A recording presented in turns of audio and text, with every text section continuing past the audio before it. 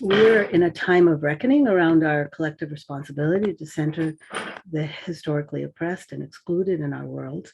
And I'm here today to speak to you about equity in perinatal services, what it means to center the most marginalized in research and in practice, and how when we approach inquiry in new ways, we end up asking new questions and discovering new ways forward.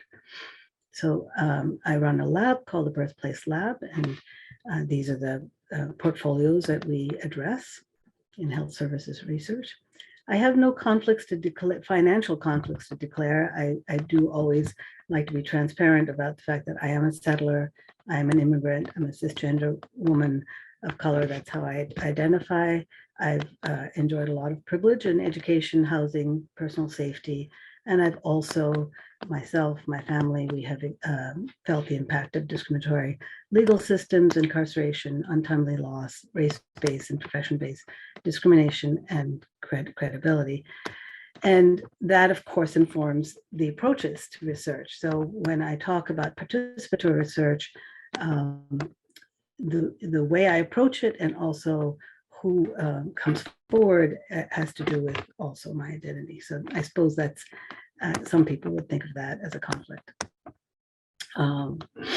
So person-centered research, I have been fortunate to work with communities all across North America and in some other countries as well.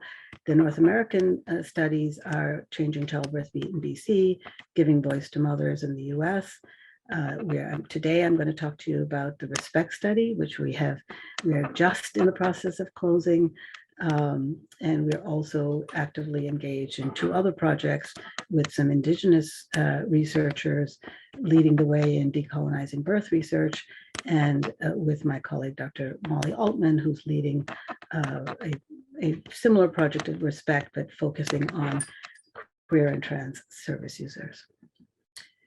This work emerged really over the, sometimes I say I've been talking about this stuff for 30 years, you know, my whole practice, even before I was actively involved in research, but now it's a global conversation. And the WHO in 2016 finally elevated the experience of care as equally important to things like adequate health facilities, skilled providers, C-section capability, et cetera. So they have actual standards around communication with families, about newborns and service users being respected and treated with dignity, and that emotional support and the ability to participate in decision-making, autonomy, having clear, accurate information, that's all part of quality, and that it's deeply connected to outcomes. So this is what the global health experts are talking about, and we wanted to study this in Canada, because we know it's linked to both short-term and long-term health and well-being of families.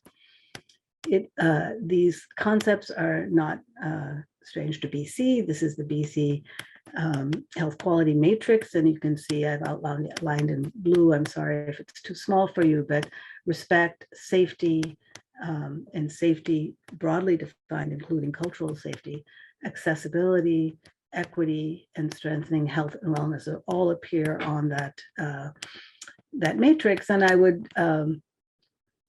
highlight also that appropriateness, care that is specific to a person's or community's context is been elevated as an important priority for us here in BC. We've studied this elsewhere, and this is a global conversation about mistreatment and human rights violations, which include your personal or private information being shared, being shouted at, scolded, having treatment being withheld, being forced to accept treatments, having delays to care or being ignored or being threatened in any way. When we measure mistreatment in the US, we found that 1 in 6 people in the population that we were studying, and that was a high community birth, high communities of color data set.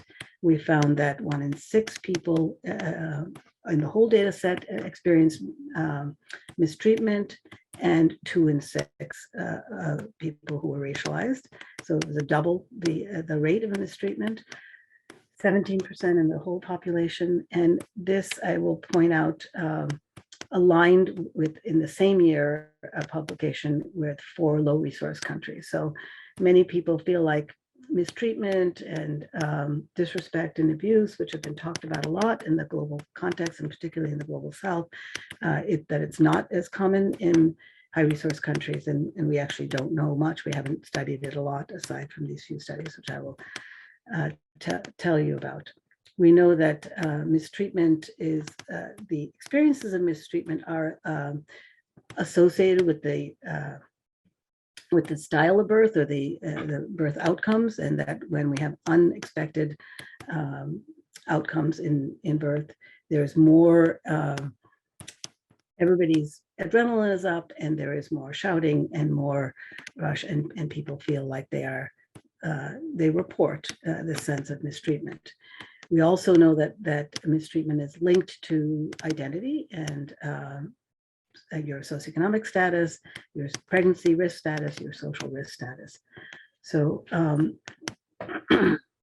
sorry, we wanted— Dr. Vedam. Yes. I'm going to interrupt for 1 minute. There's just a little bit of a clicking sound in the background. I'm not sure if that's something that's easily addressed or not. We just wanted to check in on that really quickly.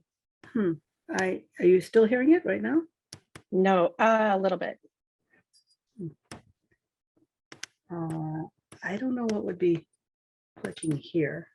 Okay, no problem. If it's something that's obvious, If I don't know, let me see if any. If it keeps happening, I mean, I can move my computer. Maybe that's better. Oh, someone thinks maybe it's a bracelet? Oh, maybe it is my bracelet. I'll take them off. That's fine.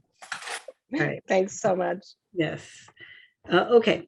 So there was some discussion after 2016 in the press about whether or not disrespect and abuse, which is the way it's called in the global context, or mistreatment, happens. And there was this a discussion in the perinatal services group about whether or not this was a phenomena. So since 2017, we've been engaged in a national study of respectful maternity care across Canada. Over 7,000 people have participated to date. We closed our long form, which was the original version of the survey, at the end of December.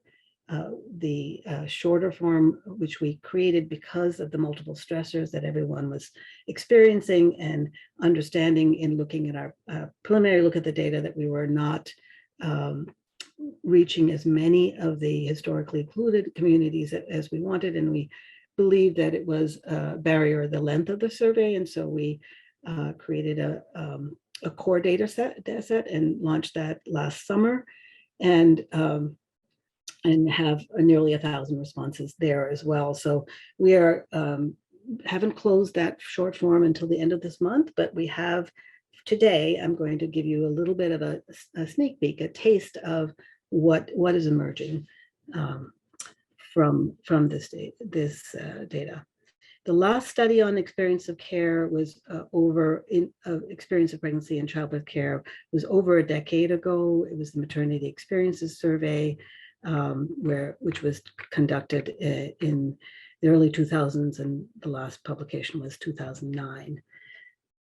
So our goal was to determine the experiences of childbearing care in Canada, specifically both what was exceptional, kind, respectful care, as well as experiences of mistreatment, disrespect, and abuse, and to examine the associations between quality of care and personal characteristics that people come to care with, their identities, circumstances, and background.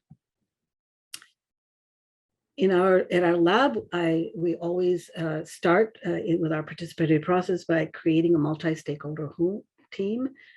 Frequently, that it means convening first a steering council of service users, people who have the lived experience about whatever we're studying with, and then they help us seek the funding, decide what to study, what kinds of study instruments to use or study methods to use. They help us to recruit the participants, explore the findings. They're the ones who lead what those key messages are. Do we get it right? And help us to, we co-create tools for sharing. This is a model we've used over several studies, and that's the same thing that we did in Respect, although of course it's much more complex in a national study of a country of this side during a pandemic. So I'll talk to you a little bit about what evolved, but we did have a steering council of service users who came from various identities, circumstances, and backgrounds, all provinces, a few international experts who helped us to identify the best ways to measure these concepts. We had service providers, service users, NGOs that served marginalized and historically oppressed communities, professional associations representatives, as well as researchers. And all the way through, we had people who were racialized, as well as from other communities, like people with disabilities, people from sexual and gender minority communities, people from who were housing, did not have stable housing, people who had multiple barriers involved.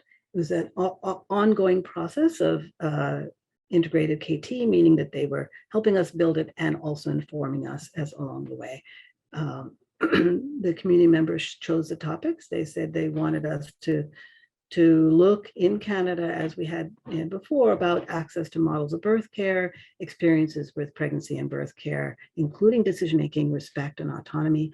They highlighted that racism and mistreatment, consent, and refusal were very much on their mind, but also that what builds health and well-being, not just one side of the coin. So our study goals were to understand what's most important to improve the quality of care for childbearing people in Canada, and how do people with different personal identities, circumstances, and backgrounds experience care. And again, we wanted to look at exceptional kind supportive interactions, as well as loss of autonomy, discrimination, etc. The original plan was to do both, do a survey and do some in-person data collection, conversations, maybe focus groups, and have a multimodal access to the data. We it was a 2-year process just to develop the study tool, and we were ready to launch in 2020. And as everybody knows, our opportunity to collect in the ways that we had planned was limited by the pandemic. We did do in those first year, we did a global scan for validated items that people who are researchers and projects that had already measured outside North America. How were these things being measured? Which items had robust service user input? We did a formal Delphi process, a global Delphi process. That article has been published and available by Esther Clark is the first author, about how we identified these 210 final items. There was an iterative process, a lot of checking back in with the community steering council about what to prioritize within the survey that we were creating. And we did come up with 12 domains, which included things like the WHO themes around mistreatment, around things like autonomy and verbal and nonverbal communication, mistreatment, etc., privacy, but also as listening to our steering council, we wanted to be able to elevate those items that measured things like cultural safety and family engagement and health systems constraints.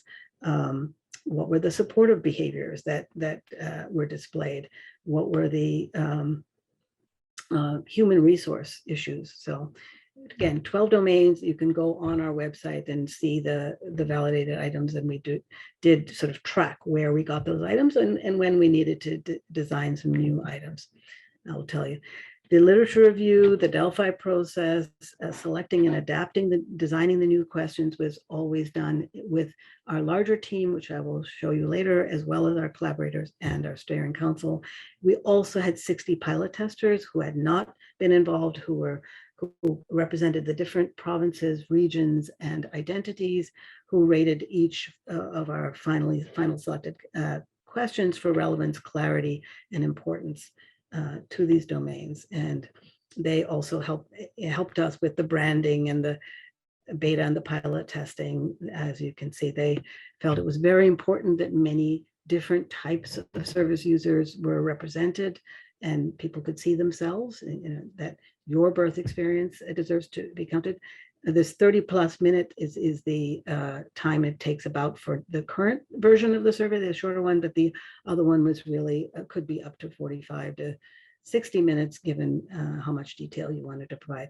They're both quantitative and qualitative, opportunities to write and give some detail. So we'll have enough data to last the rest of my career, I think, along with many of my colleagues. We had a website. It has a lot of information about it shows the regional recruitment coordinators, which were all over. It shows the identity of the people who put it together and explains how. It's also available in 7 languages. It was transcribed and back translated to 7 languages. There was a social media campaign, since it was available mostly through an online survey. And so we had social media squares and our regional recruitment coordinators sending out messages from time to time to different communities. We on the website, we access the survey through a web program, and as part of the consent process, we let them know ahead of time, early on, all the different areas that we will ask them to share their stories about. They could skip questions. There were only, I think, 3 or 4 questions that were mandatory to identify that they were sharing about a story of a pregnancy in Canada, pregnancy and or childbirth in Canada in the last 10 years. If they experienced a loss, either an early loss or a later loss, they were directed to a different pathway, and they could choose how much information they wanted to share. And even along the way, they didn't have to, because we knew we were asking about things that could be potentially difficult to share. We allow people were able to skip. They were also able to complete it over time, like in small blocks. We embedded a lot of person-centered measures of quality care, some of which emerged from our previous studies, where we have person-centered items where, for example, we had created a composite index about how you represent someone's socioeconomic status, where service users in previous studies and in this study told us that it wasn't enough just to look at household size or income, but you also had to know, was there heat or electric services turned off. This is a slide from our US study, which it says Indian Health Services, but of course it's First Nation, or what kind of assistance they got. But were they able to buy food or have ability to pay their bills at the end of the month? Were their lights turned off? Things like that. So we embedded those. In the US, when we did this, and we found that there was a big disconnect between what people needed and during their care and what care they actually got. And I will get that back to that sorry. So I will show you that one of the embedded tools that we use is a scale that we developed in collaboration with BC service users about autonomy. And these are, people agree and disagree to these statements, and their level of agreement connects to their level of autonomy they were feeling. So all these items together are validated in psychometric to measure the construct of autonomy. And so that the score that they get can then be connected to their circumstances, their background, where they delivered, what type of birth they had. We also have a similar scale on respect, which talks about how comfortable they are asking questions, whether or not they felt they were treated poorly by their doctor or midwife because of some sort of personal identity, and whether that affected their behavior as far as holding back from asking questions. We embedded a validated discrimination index that other researchers have created around. This is outside of pregnancy and childbirth care. It's about generally, whether or not people feel like in their life they are being discriminated against, and if they are being, people are joking or laughing at them or calling them names or treating them as if they're afraid of them or being stared at a point. And these indexes can be connected to the kinds of experiences that people are reporting. The final scale that we embedded was a validated postpartum traumatic, a scale that measures postpartum traumatic disorder. And because a lot of times people will say, well, is it about being nice or are we saving lives here? And so we wanted to talk about, also see if that we could measure the long-term mental health that is associated with experience of care. It was available on mobile, by mobile, and on a website, and as I said before, in several different languages. And now I'm going to tell you, this is now a sort of a sneak peek preview of what these are preliminary findings. My hat's off to my amazing team that have been working day and night, cleaning the data and trying to make sure that I could tell you, really who we're talking about, what we're talking about as a beginning. These are just descriptive findings. I ask, please, that you don't take pictures or share this out, because we are still, we're just beginning a long analysis process in collaboration with our service users. But I thought it was, worth sharing with you here about what we're finding, because we need all of us need to be part of how to interpret these findings. So here's a taste of the types of questions we asked. Just to say that we did have people participate from all provinces and territories, and you can see here that the responses sort of align roughly with where the population is. So where BC and Ontario have the highest proportion of respondents, Alberta, Quebec, and the other provinces. We did collect data from people who, from their first pregnancy, second pregnancy, and third pregnancy, if they chose not to tell us about things because they had a loss, or they also could tell us about a current pregnancy. We do have respondents from people who had different types of care providers, about even between a number of respondents who had obstetricians, midwives, less primary care providers who were involved in prenatal care, who were family doctors. And there were a few who had no prenatal care or no single main care provider. So we'll talk a little bit about that later.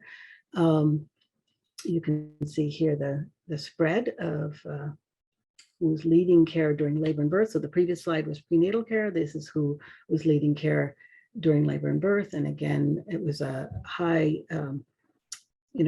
respondents with people who had midwives, which is not necessarily reflective of the whole population, but plenty of people, more people had physicians than midwives. And some actually reported on care providers who were nurses. So, sorry, I skipped one here. They gave birth primarily in hospitals, and we did have a very defined way of having people report that. We did not want to mix up a planning status or someone who started at home and then went to the hospitals. This is an intention to treat model, and so they actually told us it was a planned hospital birth or a birth center inside a hospital. It was a planned home birth with a midwife or physician. It was a hospital after a transfer from planned home birth, a birth center outside the hospital, or a transfer from a freestanding birth center, or it was accidental, unplanned, and we did have 21 who were planned unassisted births. People had a very granular way, an ability to self-identify their race, ethnicity, and cultural heritage. There were 4,200, 4,271 people who self-identified as white without, white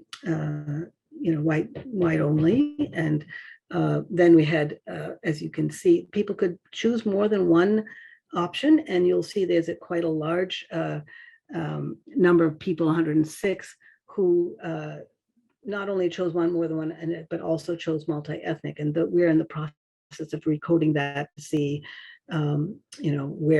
where they fit better, because sometimes they wrote in what we already had as options in the drop down. So this is again a preliminary result where we have nearly 300 people who self-identified as Indigenous, 120 who self-identified as Black. Those numbers will change and likely go up. And then we have, there was a large Asian category, and as we all know, Asia is a big place, and it's not all the same. So we separated, for the purposes of today, the South Asian and East Asian respondents. We also had some about 811 people who identified as not belonging to the dominant sexual identity of heterosexual and straight, and they about 360 who also self-identified a non-dominant gender identity. And we're currently in the process of recoding it. We understand that this study does not capture the variety of experiences and things that are important to people who are from the LGBTQ2S plus community, and that we're trying to address with the other study I mentioned, Birth Includes Us. But of course, that's part of what affects how you're treated. So that's part of this as well.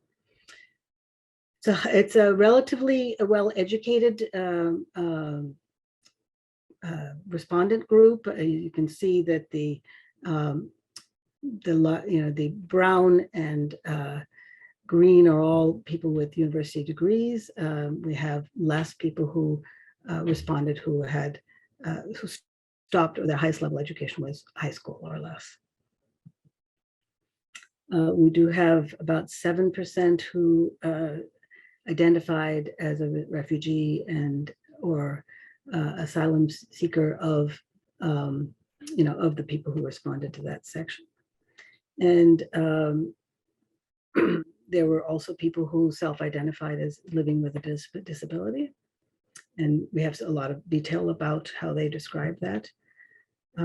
We did ask about whether or not their disability affected their ability to access healthcare services, and whether their care they received was affected. And you can see here that while 80% of people felt that their access was okay, 20% said it was affected, and that more, nearly half said that their disability affected the kind of care they got.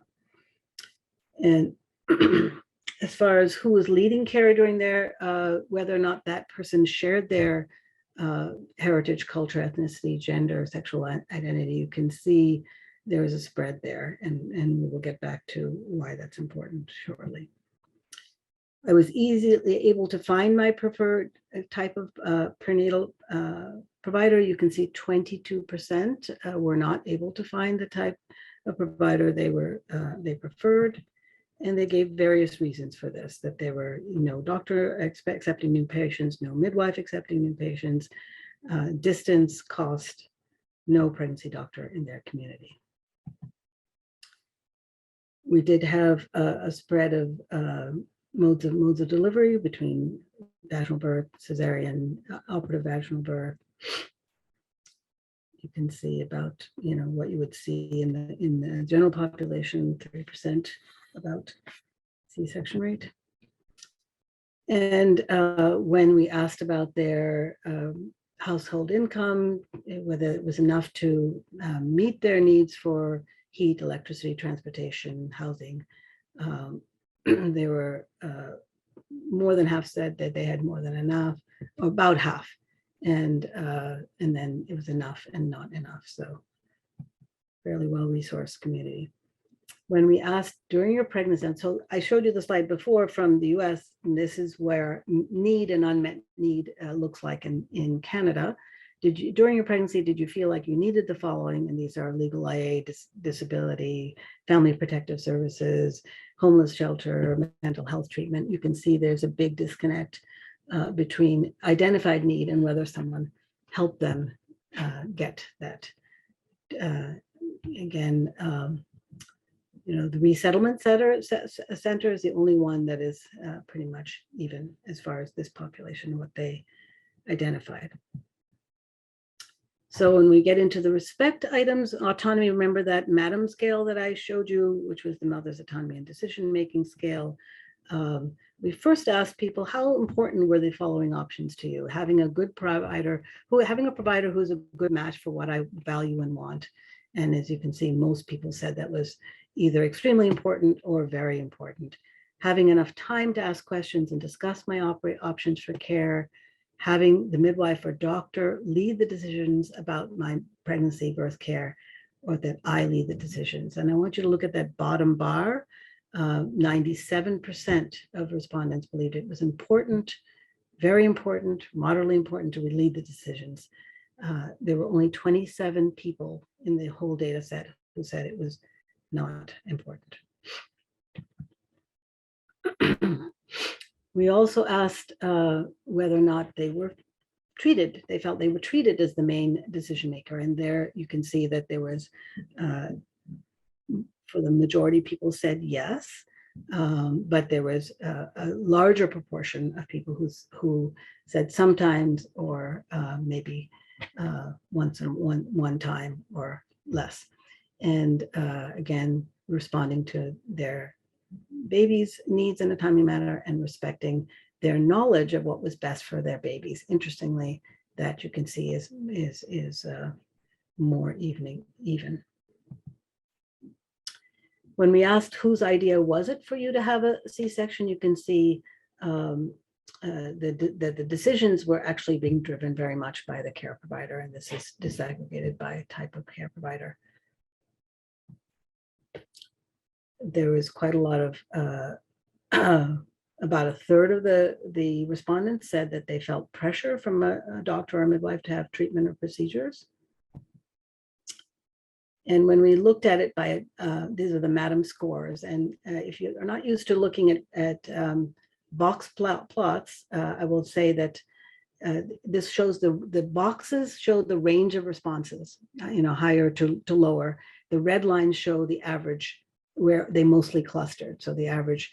And the blue line that you can see on top is the average for people who self-identified as white, and pretty much everybody else of color is below that. The other important thing to look at is the bottom of where the most of the answers clustered.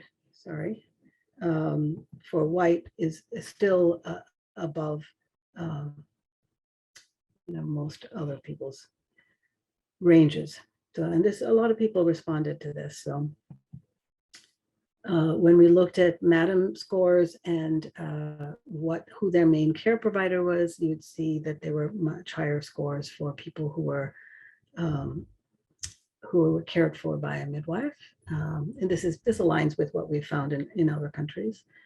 It probably has to do with the amount of time that's involved and the approach to care, philosophy of care around informed decision making. So you can see the tails, these lines that go outside the boxes are the range of responses. So there were some high and very low, and there were some sort of outliers. This shows how autonomy connects with place of birth, and that place of birth matters. And once again, community birth, people report much greater autonomy. We also asked about COVID-19. We have a lot of detail about how their experience of care was affected by COVID, and especially around these concepts of whether or not they were separated, whether or not they could have, and we can tell you more about that. I'm going to move along since we have not so much more time, but with respect, I thought you should see that when they identified, they had a long list, as you can see, about things that they could identify for why they were treated poorly. And but quite stunning that the top answer was I was treated poorly because of a difference of opinion with my caregivers about the right care for me or my baby. And the second highest one was their weight or body size, or their preference for natural birth, and their age. And of course, we looked at this data, and it is bimodal. It's, very young age and age over 40. And they're all of these are over 100 people who talked about that, their choice of birthplace, etc. When we disaggregate who was treated poorly, you can see again, and this is aligns with what we find globally and what we found in the US, that there are big differences between who was being treated poorly, regardless. So this is sort of an intersectional look at it, that you could have a preference for natural birth, you could have a high body weight, but your identity seems to change even that. So interestingly, when you ask them, what's important, many people said that they strongly agreed. So most people said that undisturbed birth was important. When we ask about what it was like during labor and birth, I would say it says about 70% of people said they had the people they wanted supporting, mostly agreed. So in Canada here, and that mostly they had their tests and scans that their provider explained to them. But when you look at whether or not they believe their provider was open and honest about their care provider, it's only about half of them. And whether or not they were kept informed, or whether or not they could question their provider's decisions. Surprisingly, there were less than half said really agreed that the provider introduced themselves and explained their role. And only half of people said that they felt that they totally agreed that their providers respected their knowledge and experience. Whether or not they were asked permission for observers, for exams, whether or not those things were explained. You can see there are big numbers for when it was sometimes and not never. So there were some never also, but. And then rights-based care, the consent. These are disturbing results, but sometimes being forced to accept treatment or a procedure they did not want, quite a large number, being forced to sign legal documents, being uncovered without being spoken to, and including for sterilization in this data set. Small numbers, but the fact that it's happening at all in Canada is disturbing. So we asked also about whether or not about their labor support, their knowledge of things like doulas, things, and you can see there's a lot of lack of understanding. We asked about reasons for travel outside the community for care during labor and birth. And you'll see, interestingly, they say that the test or procedure was not available in my home or community, or there was no home birth or hospital birth available in their community, that providers suggested medical care at a hospital at high level care. So this is all the traveling for birth. We have quite a lot of data around rural, remote, and I didn't show you that slide, but it is a pretty good spread of where people responded from. And so we will be exploring this a little bit more, because that's a different type. It's a health systems respect and disrespect. About 10% of people had to travel more than 60 minutes to access care during labor and birth, and 54% of people who traveled had to pay out of pocket for expenses associated with traveling to access care.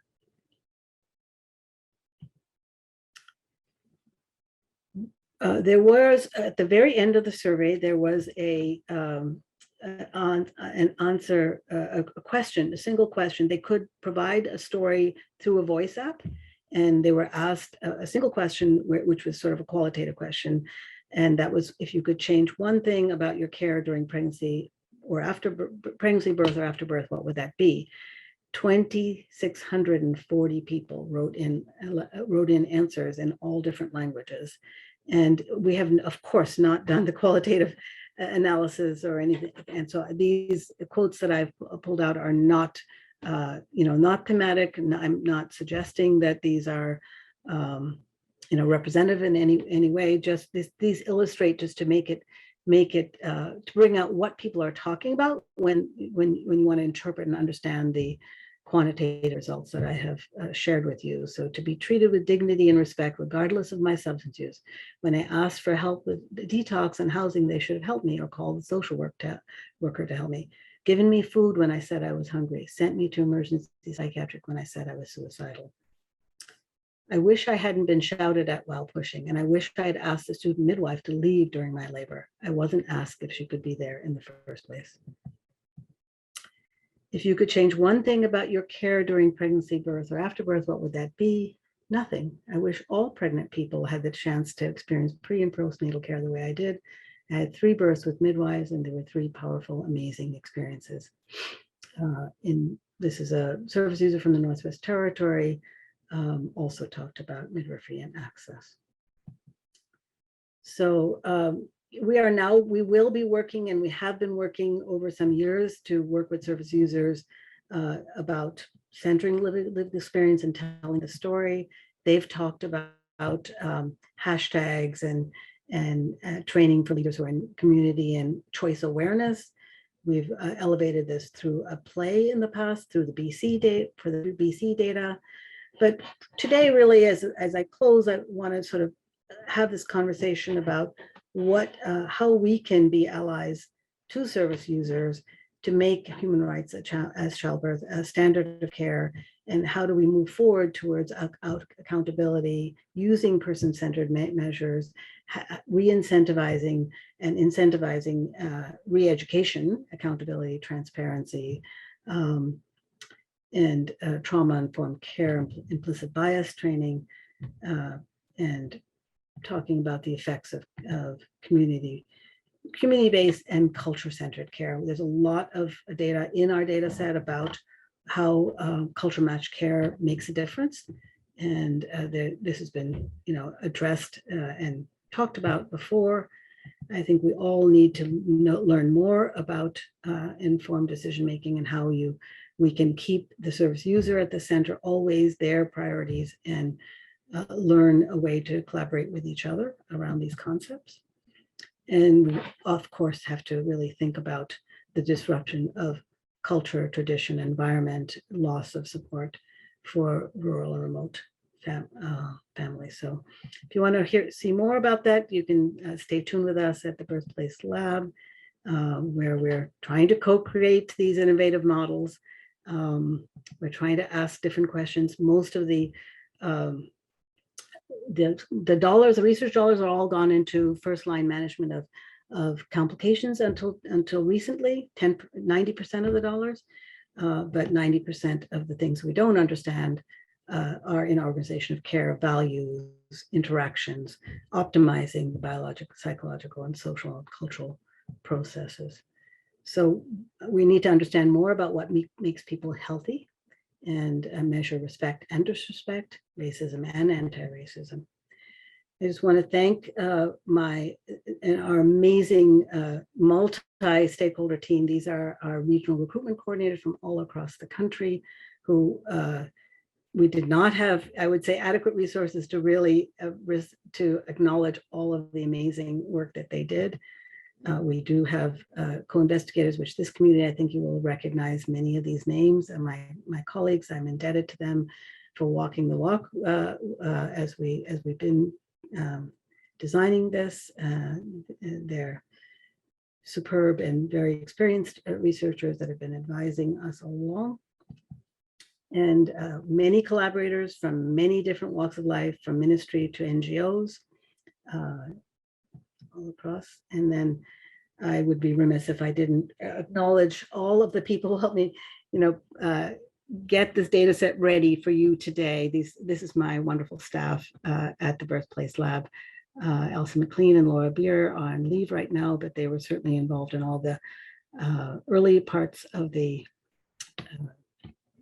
design and are helping us coordinate this complex study. Thanks very much.